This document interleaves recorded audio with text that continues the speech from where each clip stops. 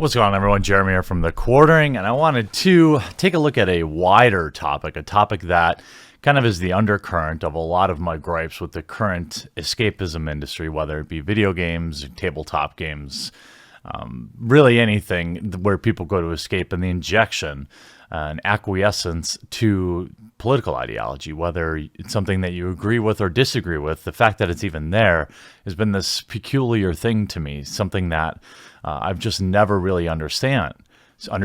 And through the years, I've formulated my own ideas, but I thought coming in here on Friday, I would highlight two videos that I think encapsulate both why this exists in video games and how it presents itself.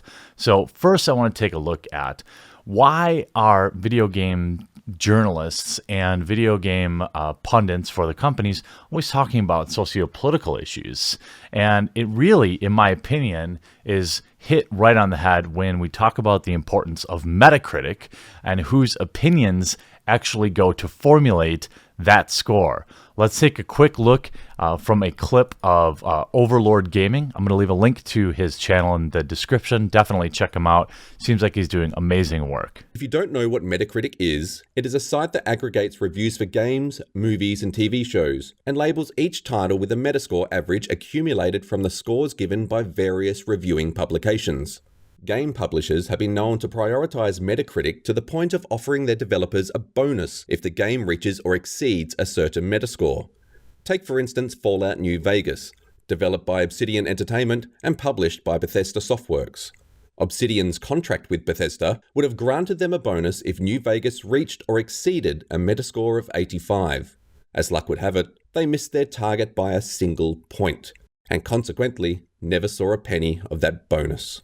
A bonus reported to be around $1 million or around $14,000 per employee. Although this may be the most famous example of Metacritic's financial impact on developers, it is by no means an isolated case. Kim Swift, a designer whose work includes games like Portal and Quantum Conundrum, has attested to such contracts being common in the industry.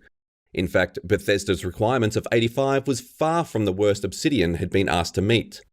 Indeed, Obsidian CEO Fergus Urquhart recalls a conversation with a publisher who made royalty contingent on a Metascore of 95. We are not privy to whether or not such a contract exists between DICE and EA, but this doesn't matter as much because Metacritic's influence extends well beyond royalty and bonuses. Retailers like Walmart and Target often ask publishers for their predicted Metascores when deciding whether or not to feature their games. So here I think he correctly identifies the importance of Metacritic to both developers and to retailers. Me as a consumer, I use it directionally. I don't really live and die by Metacritic because I know the shills that are behind the score. But let's look why possibly they might be leaning towards pleasing a certain type of person. Many of the journalists featured on Metacritic lean progressive, and this political affiliation is often reflected in their reviews, which inevitably affects the game's Metascore. Look at the case of Far Cry 5. The game is centered around a religious cult, the politics of which is handled in a neutral manner. Many journalists were unhappy with this approach.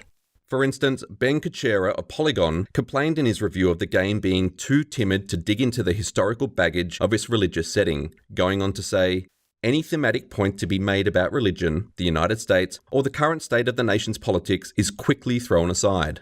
He concluded his review by giving the game a score of 6.5 out of 10, which Metacritic translated as 65 out of 100. In the context of video game reviews, 65 signifies mediocrity and is not a mark any developer would want in their game. This was just one outlet. Let's look at another. PC World's review praised Far Cry 5's gameplay, but lamented the lack of discussion of modern worries. These modern worries being wealth inequality, religion, fascism, and white supremacy. Indeed, the reviewer felt so strongly about the lack of discussion that he even listed it as a con in his overview. Doesn't have much of importance to say when the explosions die down. He concluded his review with the verdict, Far Cry 5 offers a fun, vivid take on rural Americana, but doesn't dig into the questions its setting raises, and gave the game a score of 3.5 out of 5, which doesn't seem too bad until it's converted into a Metascore of 70. which carries that nasty yellow stain denoting a mixed review. And certainly you can do your own research and connect the dots yourself, but I want to give a huge shout out to Overlord here for doing the legwork on the Far Cry 5 and also its impending changes on Battlefield, which we're going to take a look at here in a second. But I'm going to link the full video. You should check it out because I found it absolutely fascinating. Now, knowing that or accepting that certain reviewers, maybe not all, are looking for certain things inside of video games for self-validation reasons, apparently. Now let's look at how this affects the development of games. Now we talk about so often the get woke, go broke mentality of developers. Let's look at a real world example here in Battlefield 5, and this is brought by American Krogan, and I will link his full video in the description below. I thought he did an absolutely stellar job. Not only was I entertained by his video, but I was also educated a little bit on World War II history. If you thought DICE was setting out to tell lesser-known stories about World War II in Battlefield 5, it turns out that they've set out to revise lesser-known stories in order to fit a modern socio-political agenda. The worst offender by far in the campaign is the mission about a Norwegian mother and daughter who destroy Germany's ability to produce heavy water, an essential component in the German efforts to develop an atomic bomb. The mother is captured by the Germans after a team of British commandos is killed in their attempt to destroy the facility themselves.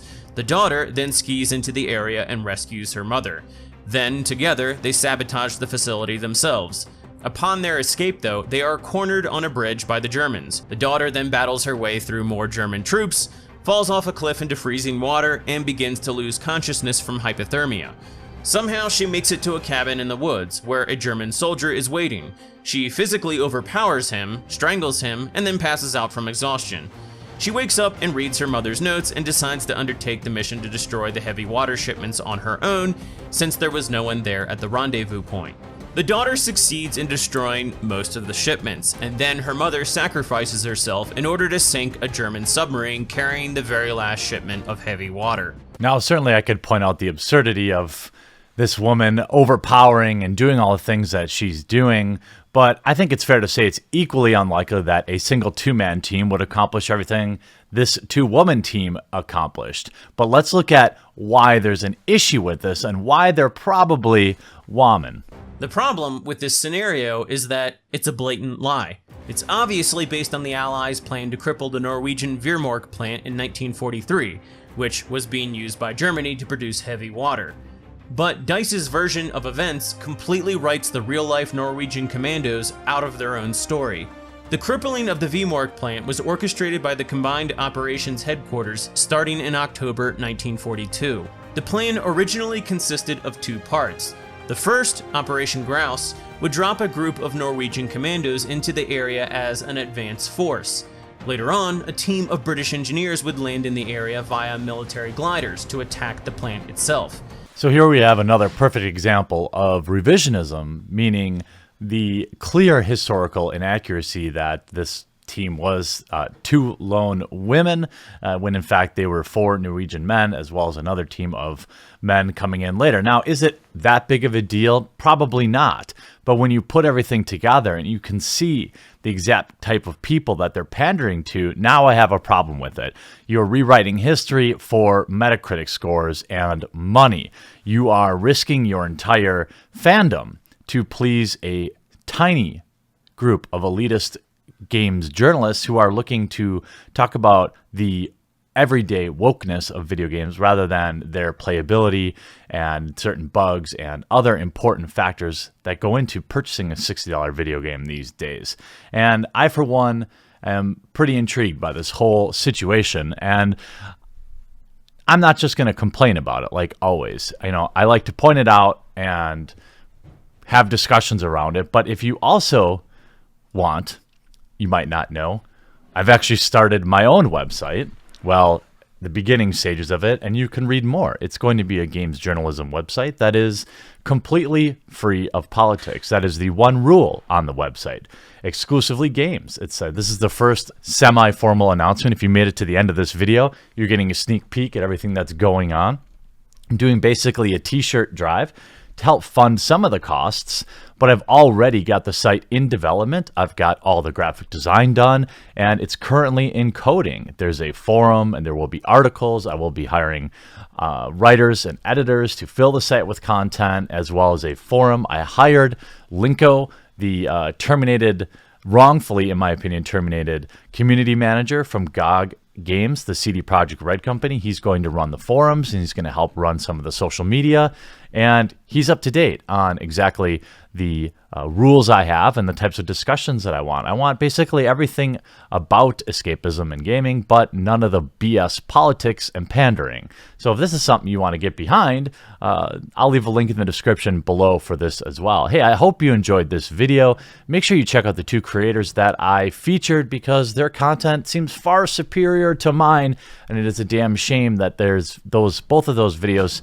didn't get 1 million views each. I hope you enjoyed this video. I hope to see you over on the Indiegogo, and we'll talk to you again real soon.